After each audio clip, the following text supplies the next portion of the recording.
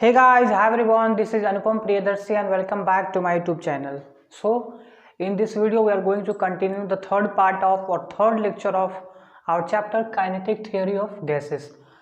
As we have started the physics class 11th Kinetic Theory of Gases, or done with the two lectures of Kinetic Theory of Gases, in which we have discussed about in first one we have discussed about what is of gas and Boyle's law, and in the next video we have the Boyle's law, Gay-Lussac law and our equation of ideal equation. So इतना सब कुछ के बाद हमन में आती है, books में दे रखी है और पोस्टुलेट काइनेटिक ऑफ गैसेस कि गैस इक्वेशन आली तो गैस क्या होती है, तो वो सारी चीज इस वीडियो में नहीं है।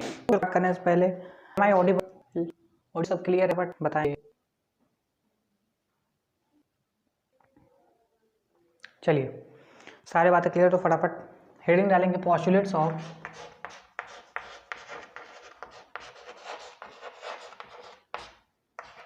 Postulates of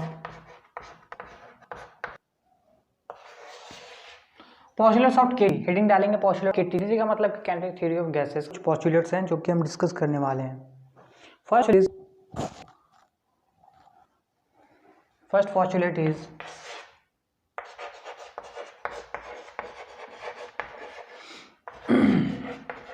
molecules of same gas are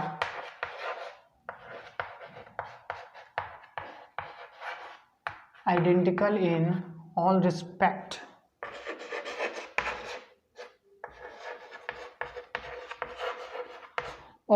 बोले तो मतलब in the shape and size, ठीक है ना। तो गैस के जो मॉलिक्यूल्स होते हैं वो सारे, मतलब कोई भी पर्टिकुलर गैस, मान लीजिए H2 गैस मैंने लिया हुआ है, तो H के जो गैस मॉलिक्यूल्स होंगे वो आइडेंटिकल इन नेचर होगा। ये नहीं होगा कि ये बड़ा इसका साइज होगा इसका छोटा होगा, it is not like that, ठीक है ना। तो यही बात मैंने ऊपर लिखी हुई है कि molecules of gas are identical in nature, identical in all aspects as will be compare to shape and size. Okay, next is molecules of gas are constantly in random motion along straight line, ठीक है। तो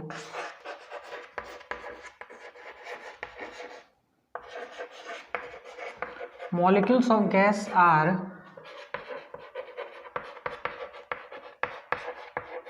constantly in random motion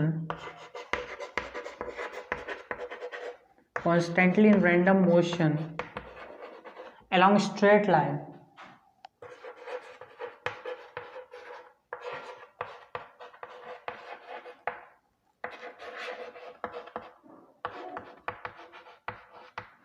ठीक है। तो मैं इसको बताता हूँ। मान लीजिए आपने कोई एक गैस का मॉलिक्यूल लिया हुआ है, ये गैस का मॉलिक्यूल है और एक कॉन्स्टेंटली स्ट्रेट लाइन में मोशन कर रहा है, तो इसकी प्रोबेबिलिटी क्या हो सकती है? या तो ये एक्स एक्सिस पे जा सकता है, या तो वाई एक्सिस पे जा सकता है, या तो जेड एक्सिस पे जा सकता है। यानी कि यू से यू वेलोसिटी से मूव कर रहा है, तो या तो ये यू एक्स पे जा सकता है, यू वाई पे भी जा सकता है, यू जेड पे।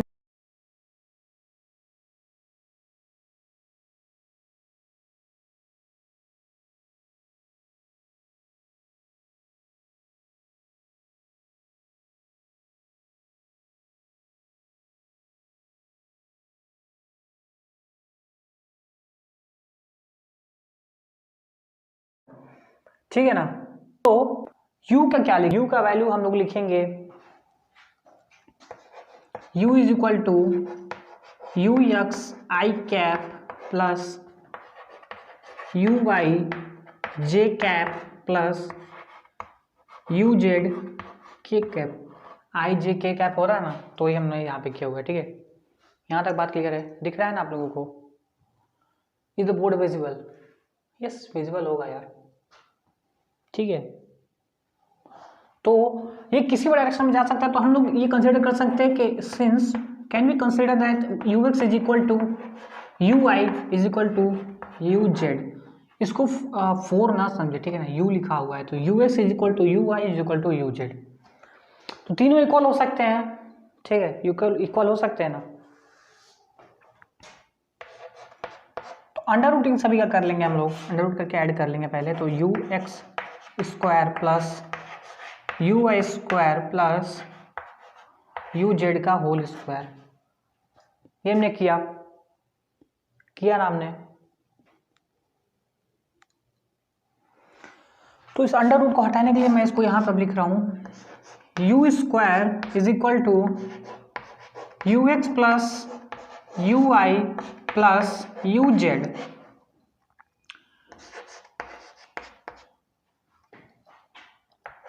सिंस इसको हमने इक्वेशन 1 माना हुआ है, मान लीजिए सपोज कर लेते हैं ताकि हमको यूज पड़ेगा आगे। तो ये तीनों आपस में इक्वल हैं, तो हम ये लिख सकते हैं कि 3ux लिख सकते हो कि नहीं? है एक बात बताओ, ये लिख सकते हो कि नहीं? लिख सकते हो ना इसको? यहाँ पे स्क्वायर होगा तो 3ux स्क्वायर ये लिख सकते हो। ये बहुत ही इंपॉर्टेंट है, इसको हम लोग आगे यूज करेंगे आने वाले लेक्चर्स में, ठीक है ना। तो इसको कहीं भी कॉपी में नोट डाउन कर लीजिए, पूरे नोट डाउन करिएगा, बिकॉज इस डायग्राम के माध्यम से मैंने ये सारी चीज़ आपको समझाई है कि इसका ये किसी भी डायरेक्शन में जा सकता है, या तो यू डायरेक्शन में जा सकता है, वाई डायरेक्शन में जा सकता है, के डायरेक्शन में भी जा सकता है। और यू वाई और जेड एक्स वाई और जेड सारे आपस में इक्वल हैं, तो हमने स्क्वायर के अंडर रूट को हटाने के लिए स्क्वायर हटाया, तो U square is equal to you x square plus you y square plus you z square. तो U square is equal to, since ये तीनों इक्वल है आपस में, तो थ्री यू एक्स स्क्वायर हम लोग इसको लिख सकते हैं, ठीक है ना। तो यहाँ तक नोट करेंगे, फिर थर्ड पॉइंट पे हम लोग मूव आउट करेंगे। नोट कर लिया हो तो नोट कर लिया होगा। थर्ड पोस्टुलेट पढ़ते हैं हम लोग। थर्ड पोस्टुलेट क्या करता है कि all the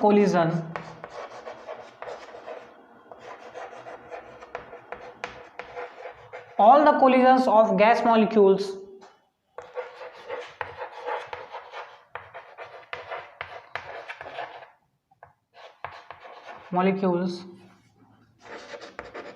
among them and with wall of container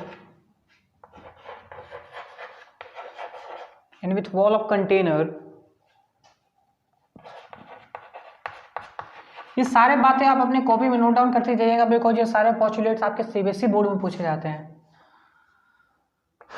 is elastic in nature, what is happen with the chalk यार। इलास्टिक इन नेचर, इलास्टिसिटी और इन इलास्टिसिटी आपने पढ़ रखा होगा इन द सॉलिड्स में, मैंने पढ़ाया भी हुआ है, तो आप उसको सर्च कर सकते हो, ठीक है। मोमेंटम में कोई लॉस होगा, why this not working properly. ना तो कोई मोमेंटम में चेंज होगा और ना ही कोई एनर्जी में चेंज होगी।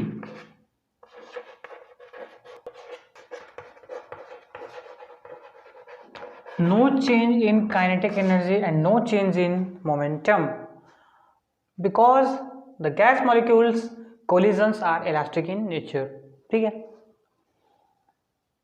आई होप सो बात क्लियर हो।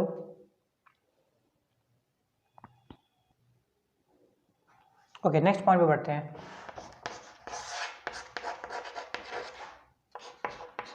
The pressure of gas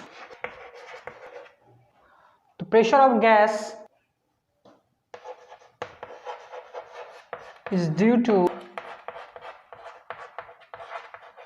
to collision of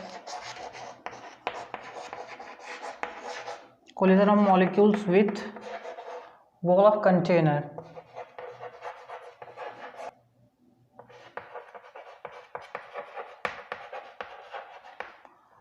अभी पॉइंट बहुत इंपॉर्टेंट है, पहले नोट करें फिर बताता हूं क्यों इंपॉर्टेंट है। नोट कर लिया हो तो आगे बढ़ेंगे, बताता हूँ क्यों होता है, ठीक है। नीचे बता दूँ, यस यहाँ पे दिख रहा था। मान लीजिए आपने कोई एक बॉक्स लिया हुआ है और इस बॉक्स में कुछ आपने गैसेस लिए हुए हैं, ठीक है, कुछ गैसेस लिए हुए हैं। तो ये गैस जो जाता है वो जब वॉल ऑफ कंटेनर से टकराता जाता तो प्लस एम से है।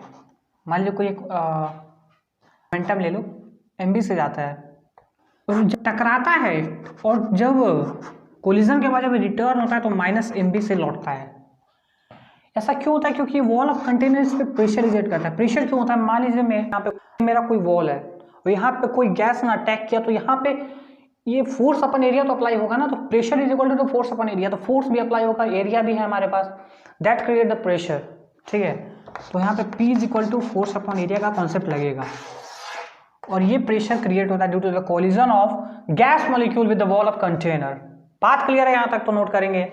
और एक और पॉइंट नोट करेंगे कि pressure is directly proportional to the number of molecules, directly proportional to number of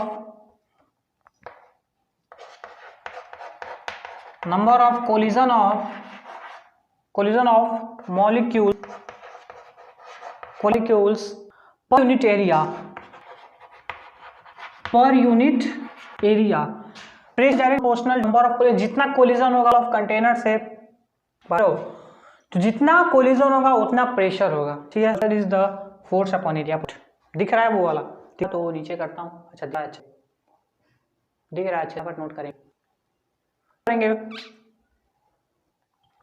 now next point we are going to discuss is 5th point, that the kinetic energy of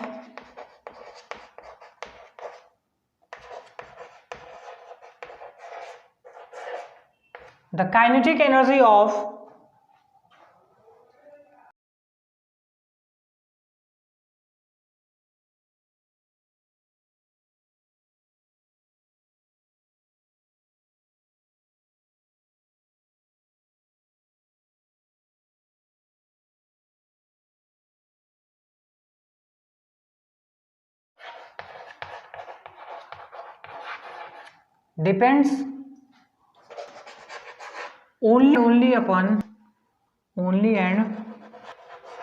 temperature. बात सुन के कई लोग हैरान कि no it is not the fact कि आपने बताया पहले लेक्चर में कि प्रेशर और वॉल्यूम वगैरह पे डिपेंड करती हैं, तो वो तो करता है, लेकिन मैंने काइनेटिक एनर्जी यहाँ पे बोली है, वो मैंने केटीजी के लिए कुछ टर्म्स बताए थे related to gas. So the kinetic energy of gas, because जितना ज़्यादा टेम्परेचर आप प्रोवाइड करोगे ना, मॉलिक्यूल्स उतने फास्ट में मतलब मूवमेंट करेंगे, कोलिजन करेंगे with the wall of container. That is why the kinetic energy of gas depends on the temperature. Because मान लीजिए मैंने एक बॉक्स लिया हुआ है, कुछ मॉलिक्यूल्स ऑफ गैस है यहाँ पे, मैंने इसको हीट प्रोवाइड की, डेल्टा क्यू हीट और टेम्परेचर वही होगा, तो हीट प्रोवाइड की तो ये जल्दी जल्दी मोशन करेंगे ना, तो काइनेटिक एनर्जी आई ना इसमें। प्रेशर प्रोवाइड करोगे तो it will not like that कि काइनेटिक एनर्जी बढ़ जाएगी, वॉल्यूम प्रोवाइड करोगे तो नहीं बढ़ जाएगी। ठीक है ना, तो काइनेटिक एनर्जी डायरेक्ट मतलब kinetic energy depends on temperature, not depends on pressure, ना ही वो वॉल्यूम पे डिपेंड करेगी एंड ना ही वो नेचर ऑफ गैस पे डिपेंड करेगी। ठीक है ना, तो ये बात आपको पता नहीं चाहिए कि नेचर ऑफ गैस वगैरह कुछ पे भी डिपेंड नहीं करेगी काइनेटिक एनर्जी ऑफ गैस। ठीक है, तो नोट करेंगे फटाफट, आई होप नोट कर लिया होगा आपने। So next point, 6th point is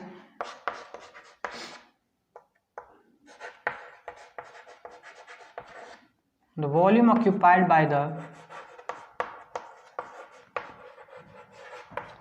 occupied by the gas molecule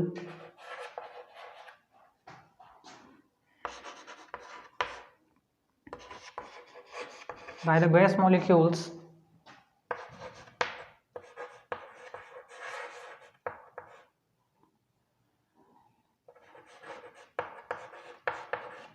is negligible as compared to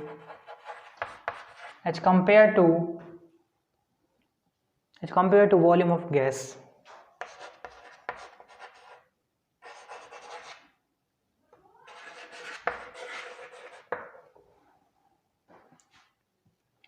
this is the very important point, इसको आप VVI लिख सकते हो, वेरी इंपॉर्टेंट, मैं यहाँ पे लिख भी दे रहा हूँ। मान लीजिए मैंने एक 2 बॉक्सेस लिए हुए हैं, 2 बॉक्सेस के बाद छोड़ो, मैं इस कमरे की बात कर रहा हूँ, जिस कमरे में आपको वीडियो रिकॉर्ड कर रहा हूँ। ठीक है, मान लीजिए मैंने इसमें कोई एक गैस छोड़ी हुई है, तो मान लीजिए मैंने कोई गैस इसमें फिलअप की और किसी ने गैस छोड़ा, कोई भी गैस हो, तो वॉल्यूम ऑफ गैस का मतलब हुआ कि वो गैस पूरे इस रूम में फैल जाएगी ना। बात समझने की कोशिश करना कि वॉल्यूम ऑफ गैस का मतलब हुआ कि वो गैस पूरे इस रूम में फैल जाएगी। बट यहाँ पे हमने एक लिखा हुआ है कि गैस मॉलिक्यूल का मतलब कि मैंने गैस को पकड़ा और कंप्रेस करके एक जगह किसी कोने में दबा दिया, that is the gas molecule. तो वो नेग्लिजिबल होगा as compare to the volume of gas, because volume of gas अब पूरे हमारे रूम में एक्सपैंड हो रहा है गैस।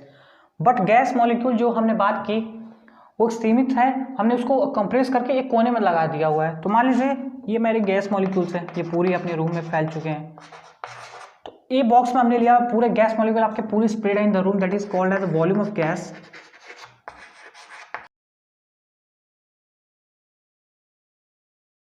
एक हमने किया कि इतना में ही हमने पूरे गैस मॉलिक्यूल को कंप्रेस कर दिया, यहाँ से कोई बाहर नहीं जा सकता, ठीक है ना।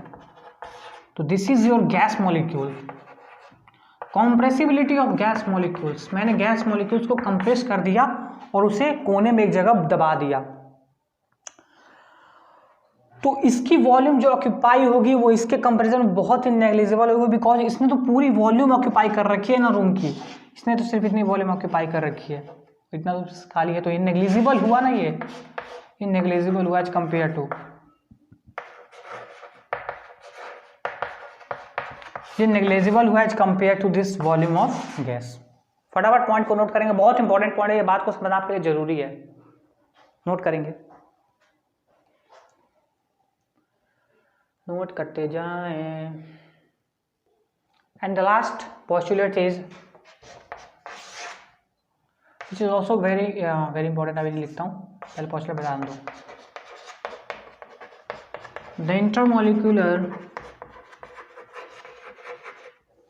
The intermolecular force of attraction,